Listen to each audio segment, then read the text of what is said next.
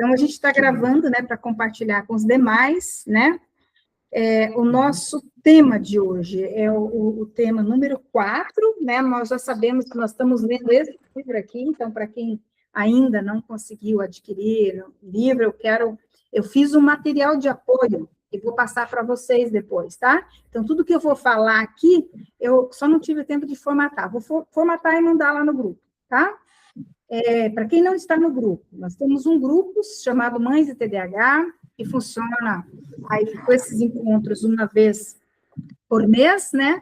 E lá a gente tem aí outras possibilidades de trocar ideias. Muito bem. Então, primeiro, considerando aí até a fala da Maria Ângela, então, primeiro o que a gente tem que considerar é que o TDAH, normalmente, ele tem um diagnóstico diferencial, quer dizer, nem sempre TDAH é só TDAH. Então, lembrando que a gente já discutiu, né? O TDAH, ele pode ser um tipo desatento, que é um tipo mais leve, mas ele pode ser um tipo combinado, né? Que usa desatenção e hiperatividade, né? Junto, e impulsividade. Então, os 3 impulsos. E aí é onde a gente tem um caso mais grave. Mas existe um estudo japonês aí que está dizendo o seguinte, que pelo menos 40% das pessoas com TDAH também têm ansiedade, que seria um outro diagnóstico, né? Se a gente fosse tratar, seria um outro protocolo. E já existem estudos fazendo uma combinação, às vezes, de autismo e TDAH. Então, infelizmente, né, muitas pessoas com TDAH, a gente não vai dizer que é um único diagnóstico. Não sei se ficou claro, depois a gente pode falar um pouco mais sobre isso, ok? Como é que a gente vai decidir como tratar? A gente vai decidir pelo aquilo que está mais grave. E como que eu vou decidir por aquilo que está mais grave?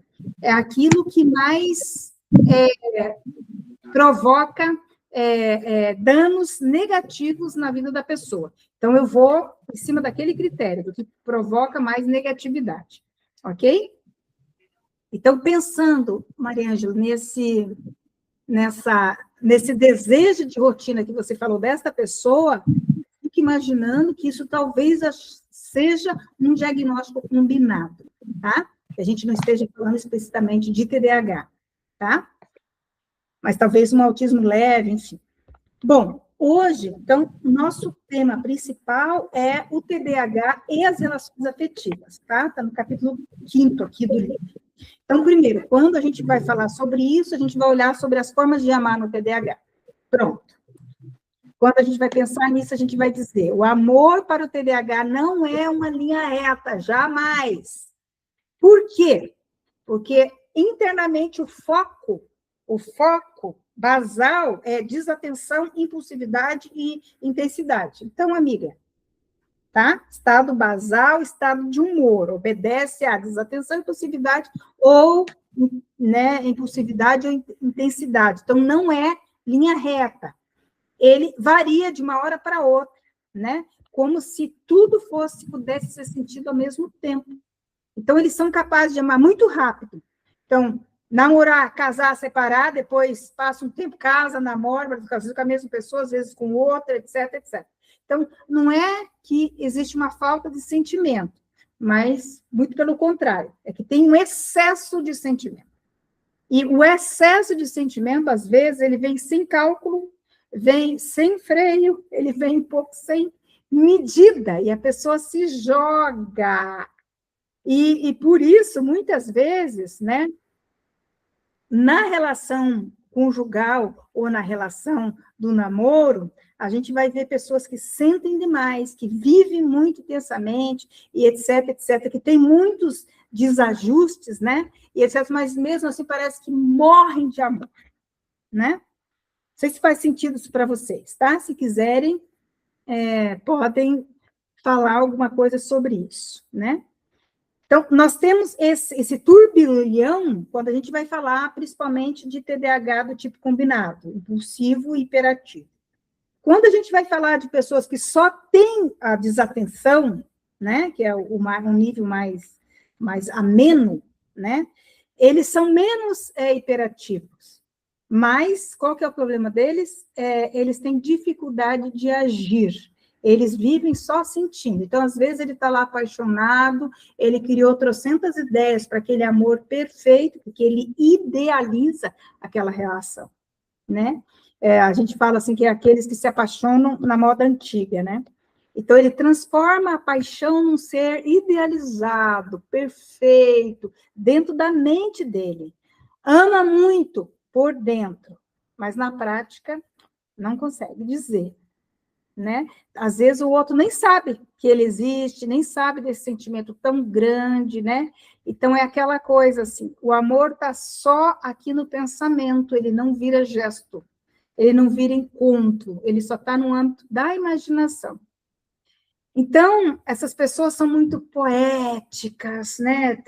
É muito musical, tem um mundo interno muito rico, mas internamente vive uma solidão voraz, que machuca muito. Vocês já viram isso acontecer? Conhece casos assim?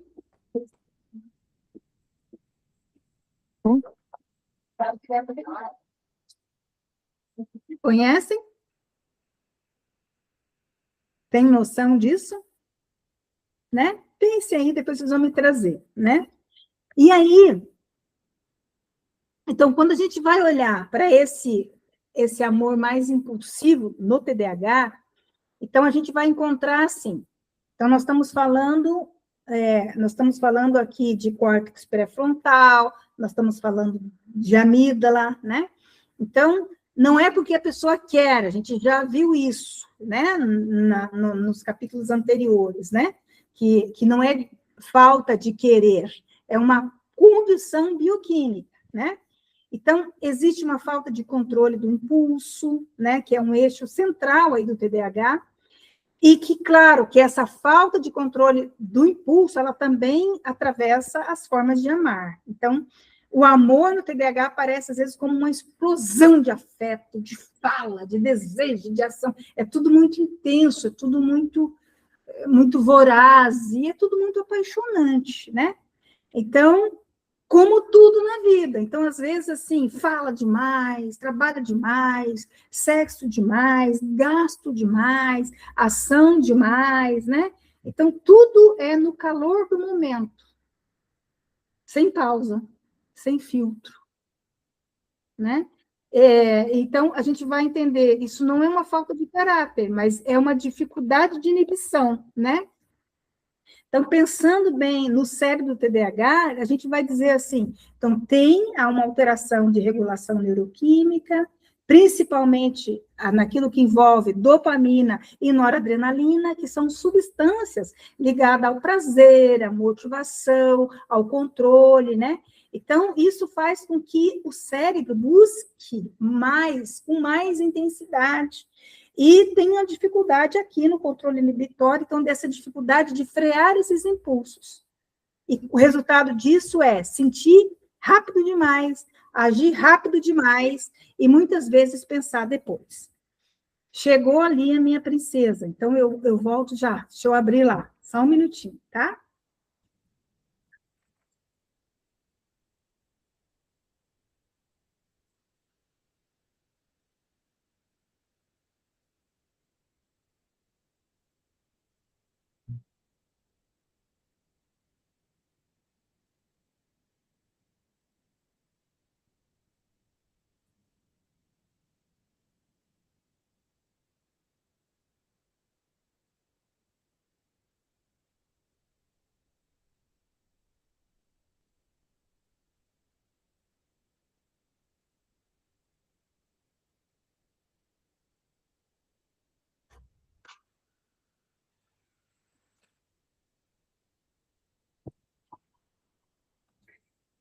Voltei, gente. Muito bem. Então, a gente estava nessa explicação breve do que acontece, né, quando a gente tem essa intensidade emocional, né? Se vocês quiserem interferir, tá bem? Podem entrar aí e interferir. Então, o que acontece com este cérebro, né? Então, o cérebro do TDAH, a gente fala assim que é um cérebro ruidoso, né? Então, na verdade, a autora vai trazer esse termo também, né? Então, o silêncio incomoda esse cérebro, a rotina, ela cansa esse cérebro, muitas vezes ele, então, não consegue sustentar um movimento mais calmo, a estabilidade, muitas vezes não se sustenta, né? Porque existe esse ruído, né? Ora falta, né? Ora excesso. E aí, para ele conseguir ficar na relação, para ele conseguir ficar no trabalho, para ele conseguir, enfim, dar conta, parece que o cérebro ele busca cada vez mais estímulos, mais intensos, mais constantes, né? Então, é muito comum que a gente vai ver pessoas com TDAH, assim, com esportes radicais, negócio arriscado, discussões muito exaltadas, né? Abre vários projetos ao mesmo tempo e tem dificuldade de fechar, dirige com alta velocidade, né? Então, tudo que ativa, que acelera, etc., faz com que esse cérebro se sinta vivo, né? Por quê? Porque nós temos aí uma regulação neuroquímica de dopamina e noradrenalina que não está o suficiente, não está adequada como na maioria das outras pessoas, né? Então, tem uma necessidade maior de ativação cerebral, o sistema de recompensa, ele busca cada vez mais, por isso que criança com TDAH, a gente vai ter que dar a recompensa mais rápido, assim, não, no final do ano, se você passar, não tem final do ano, tem que ser, né, o funcionamento, para regular o funcionamento interno, o externo tem que ser mais rápido, né? Então, o problema não é assim que lá no final do ano ele poderia esperar, mas ele não consegue regular e modular isso, né? No vínculo afetivo, então, que é o grande tema de hoje, né? O parceiro, quem é casado com o TDAH, né, pode se sentir meio que invadido, meio traído, tipo, meu Deus, ele vive correndo, nossa, ele vive naquele esporte, ele se dedica mais para isso, não sei o quê. Então, dá a impressão, né, que pode ser rejeição, né, pela falta de constância na relação, né. E claro que pode gerar um esgotamento, a pessoa que é casada com TDAH se sentir sempre esgotado, né, porque é muita emoção. Então, se for na agenda dele, então, meu Deus, né.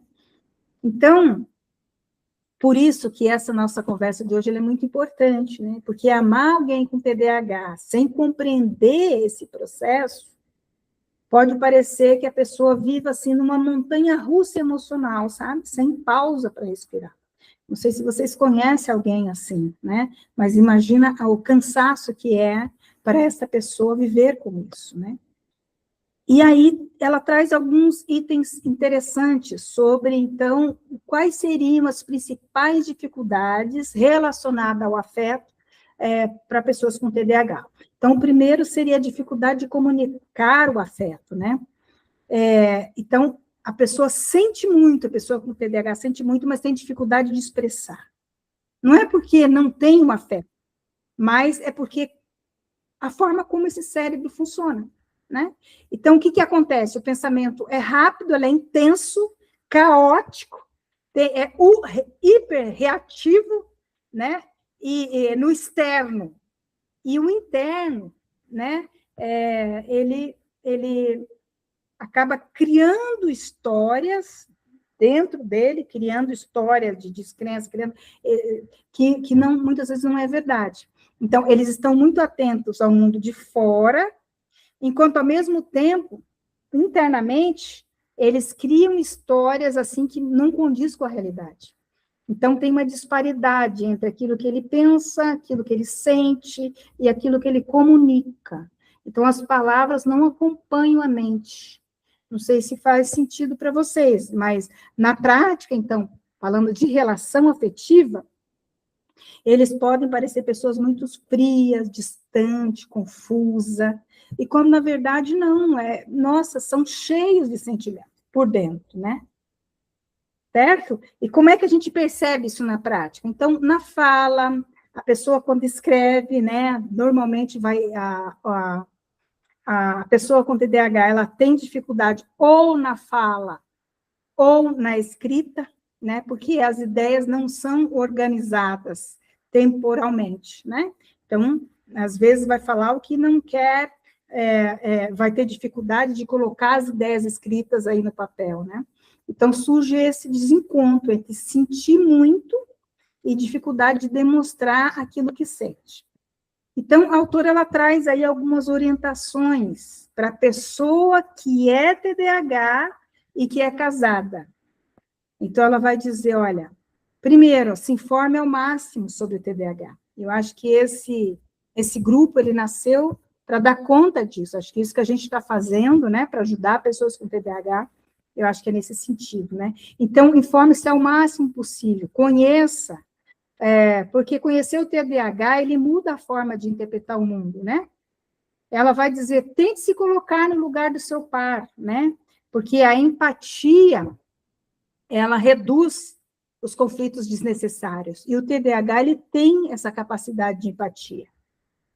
Outra coisa que ela vai dizer, se você tem TDAH e você é casado, então reserve um tempo por dia para você ficar no seu silêncio, no seu ócio, para você organizar os seus vínculos, os seus pensamentos, né?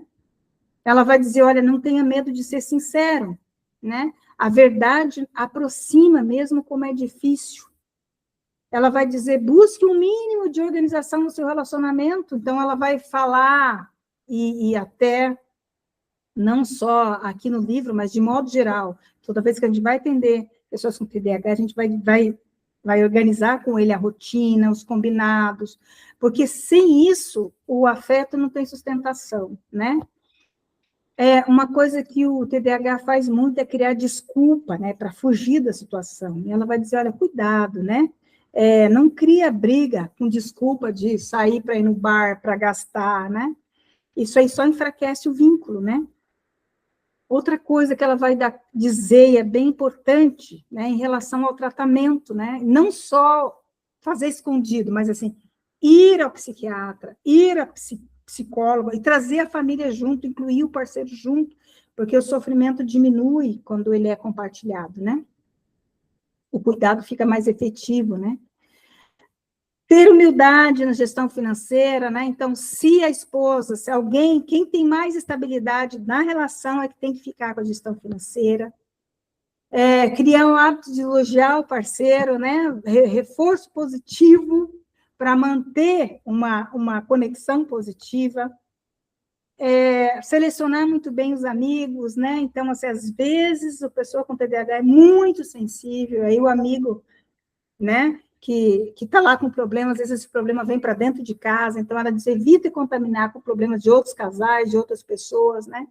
E não usar o TDAH para justificar tudo, porque muitas vezes a pessoa diz, mas eu sou TDAH, mas não sei o quê, não, calma lá, né? Ser TDAH não te isenta, não, das responsabilidades afetivas, né? Então, isso é para quem tem TDAH e é casado. Quando ela vai dizer para os parceiros, para quem é casado, né, com a pessoa TDAH, ela vai dizer, olha, não se culpe, o TDAH não é responsabilidade tua, e nem adianta dizer assim, ai meu Deus, como é que eu fui cair nessa, né? As pessoas com TDAH, elas são muito envolventes. Então, né, é bem difícil fugir disso. É importante não cobrir as falhas, né? Porque proteger demais impede que o outro assuma as suas responsabilidades. Acho que é isso que a gente estava falando, Ângela, né? No início. Dá mais atenção para você mesmo, né? Estar bem importa no relacionamento. Não permitir abusos, né? Porque uma coisa é a impulsividade, a outra coisa é o desrespeito, e uma coisa não justifica a outra, né? Buscar apoio, não dá para dar conta de tudo sozinha, né? Terapia, apoio fazem a diferença. Não deixar a vida do outro envolver e tomar conta da sua, né? Então, assim, é casada, mas mesmo no casamento, é um casamento de duas pessoas, não é uma coisa só, né? Então, não dá para se anular para ser a relação, você tem que ser os dois, né? E, claro, valorizar pequenas histórias, né, vitórias e histórias que dão certos, né? Então, o avanço, o progresso do TDAH é passos consistentes, né? Não são perfeitos, mas eles existem, né? E, claro, que o parceiro que você escolheu, ele não é só o transtorno, né? Tem uma pessoa inteira aí, além do TDAH. Tem um neto inteiro além do TDAH, tem uma esposa inteira além do TDAH, né? E é com essa pessoa inteira que pode compreender os limites, né? Que você vai se relacionar. E vou já passar para vocês me falarem o que vocês entenderam, mas assim, pensando em relacionamento, né? O TDAH, ele tem pelo menos 3 formas de dependência, né, interpessoal, quando a gente vai falar de TDAH. Então, em alguns casos, pessoas com TDAH podem ter uma dependência ativa. Então, quer dizer, a pessoa busca sempre a validação ou o suporte do outro. Mas você acha que pode fazer aqui, isso aqui tá bom, isso aqui, né? Em outros casos, há uma dependência passiva. Então, a pessoa espera em tudo que o outro tome decisão, que a pessoa resolva o problema dele, dos outros, né? E algumas vezes tem uma dependência mascarada, né? Que assim, a pessoa parece que tem autonomia, mas nos bastidores, no dia a dia, ela precisa muito de apoio emocional ou prático, né? Então, o ideal é que você consiga conhecer qual que é a dinâmica do seu parceiro, do seu filho, do seu esposo, né? Para promover a consciência e construir aí um equilíbrio mais saudável, né? Dentro da sua autonomia, dentro da autonomia do parceiro, enfim. Até aqui, tudo bem? Como que está chegando aí? Me contem. Eu vou parar a gravação para vocês falarem.